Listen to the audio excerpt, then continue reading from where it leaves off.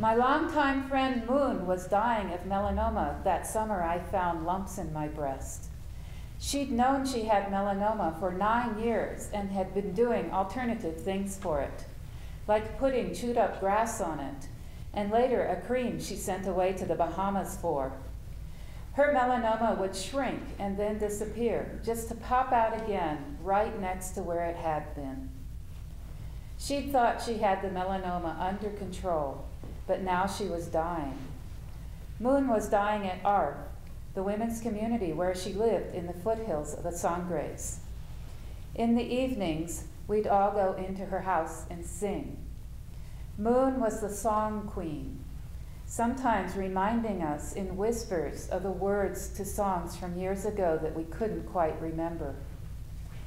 Like Moon, I prefer alternative healing methods, but now I was scared. I was watching Moon shrivel up to skin and bones with a cancer that might not have killed her if it had been treated medically a long time ago. So I went for a mammogram. It showed 3 lumps in my breast, but everyone said that usually stuff on mammograms wasn't cancer. When I went to Dr. Sherrill, she told me that I would have to have a stereotactic needle biopsy because one of the lumps was underneath another. It was weeks until the appointment, but I didn't give it a lot of thought because my focus was on Moon. The morning of my appointment finally came, and I knew I wouldn't go because Moon was so close to death I couldn't leave her. So I called and rescheduled. Moon died that night, and the next day 35 of us buried her at III-5. 2 weeks later, I went to Santa Fe Radiology for the biopsy with my beloved and supportive partner, Rebecca. Rebecca's father had also died the week before, and we'd been to Iowa for his funeral. My to-do list was longer than a horse's tail. We were bouncing from one death to another, overwhelmed with emotions. What was one more biopsy? They wouldn't let Rebecca come into the room with me, and once I went in, I could see why. It was large enough only for the table I would lie on and loads of equipment. The technician had me lie face down on the table, with the breast in question hanging down through a circular hole, clamped tight in a mammogram machine that was under the table. It took a lot of time to locate each lump and to line up the machine to get computerized coordinates. I was given a local anesthetic in my breast with a painful burning needle. Then they cut a 1/4-inch slit in my breast and shot a needle through the slit into the lump. With each punch of that needle, there was such a sudden pain, I couldn't help but jump with a muffled oof into the pillows my head was wedged between. The plates held my breast so tightly that even with me jumping, my breast didn't move.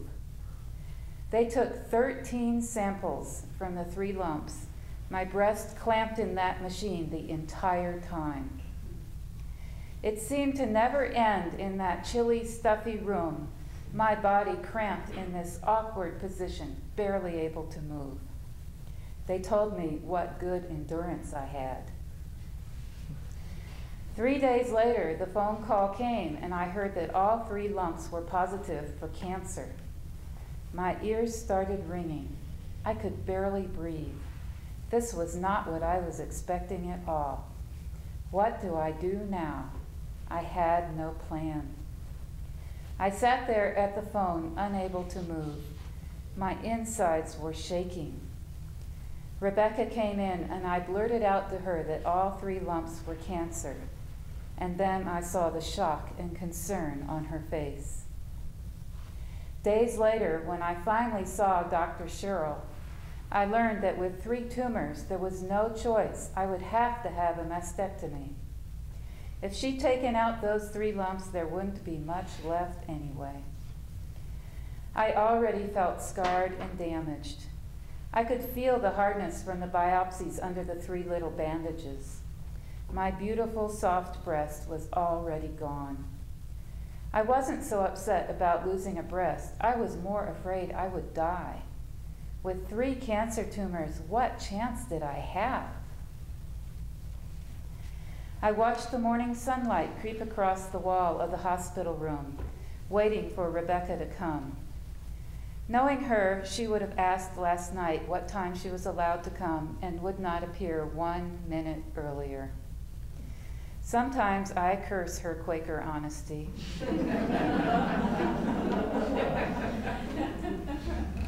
Someone had told us that the nurses allowed spouses to stay past visiting hours, so we planned that Rebecca would stay late last night. When I came out of surgery, I was comforted by the presence of my friends and enjoyed listening to them laugh and carry on.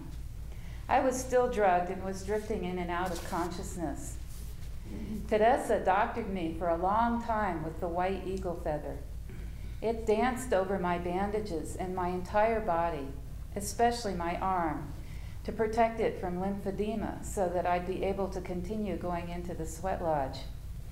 Heat from saunas, hot tubs, or sweat lodge can cause lifelong problems with lymphedema, but the sweat lodge feeds my spirit and helps my healing. I had my lesbian family all around me, those here and those far away, sending cards, prayers, and energy. Never before had I felt the healing touch of so many people's concerns and prayers and hopes that carried me through cancer as if on wings. With their help, I flew. The end of visiting hours came and everyone left except Rebecca. She moved a chair closer to the head of the bed and I was happy to have some private time with her. She held my hand and I told her everything I could remember from when I hugged her goodbye before the cute gay nurse took me into the operating room. He was so obviously gay, I had to come out to him before they put me under.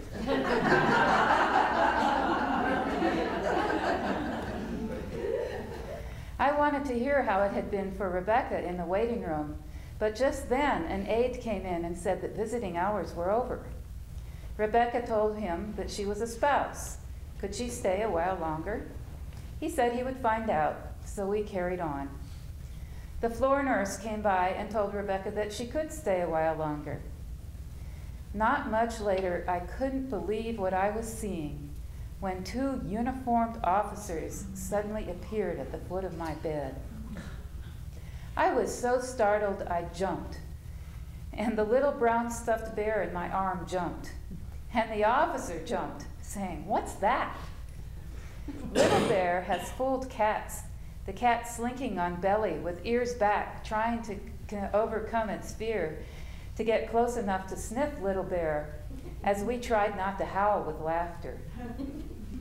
The officer said that they'd come to escort Rebecca out of the hospital. What? Rebecca was totally calm, just got up and went out with them with barely a goodbye to me. I was left alone in the room, numb from the drugs, wondering if this was a dream or what. Later, Rebecca told me that the guards were embarrassed, thought they had been sent to take out a drunk. Instead, they found this lovely, serene, silver-haired Quaker.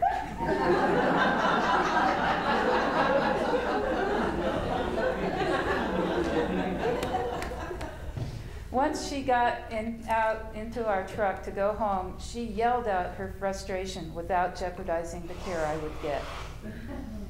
Perhaps that charge nurse didn't like the noisy bevy of lesbians in my room. She didn't recognize that Rebecca was my spouse, that we'd gotten married in the 5 years before in the Quaker meeting, and that we both wear wedding rings. When my cancer anniversaries come, I celebrate 1 less year to go on tamoxifen.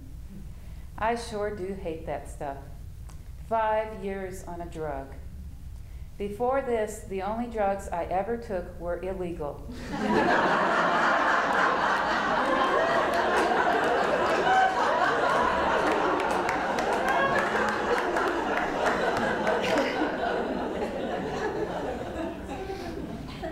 Tamoxifen put me into menopause in a big way.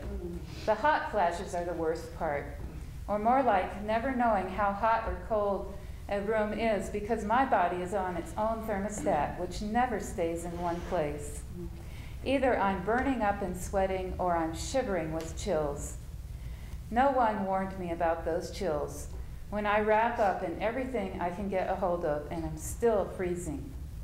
So now my wardrobe has been reduced to shirts that button so that I can get them off and on quickly. And I only button a few buttons. What's the point of buttoning more? More than once I've been embarrassed to find myself out in public with a half-buttoned shirt. I'll never forget the first really intense hot flash. I didn't know what was happening to me. I had walked to the neighborhood first for a few groceries and was standing in the checkout line, my hands full with the green chili and chips and cheese when it hit. I suddenly felt so hot and sick, I wondered if I was going to faint. Oh God, not here. They'd call an ambulance. It would be a disaster. I was sweating so much under my down jacket and wool hat, I could feel the sweat trickling down my front. I hung on to the checkout counter, gulped air, and hoped no one noticed. Somehow I managed to get through the line and pay my money. I slowly walked outside and sat down on the sidewalk with my back against a wall, wondering if people going into furs thought I was homeless or something. Finally, I felt strong enough to walk home. Only later did I figure out that it had just been a powerful hot flash. Today, I worry that I've forgotten the lessons and gifts of cancer and have grown complacent and sunk back into my before-cancer life of waiting for future fulfillment instead of living in the moment. Like I thought my life would start when I finally found the perfect partner. But now I've been with the perfect partner. Well, mostly perfect. For 12 years, and I'm still waiting for my life to begin.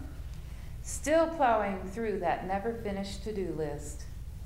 If I ever get through that list and have nothing more to add, will my life be over, or will it just begin?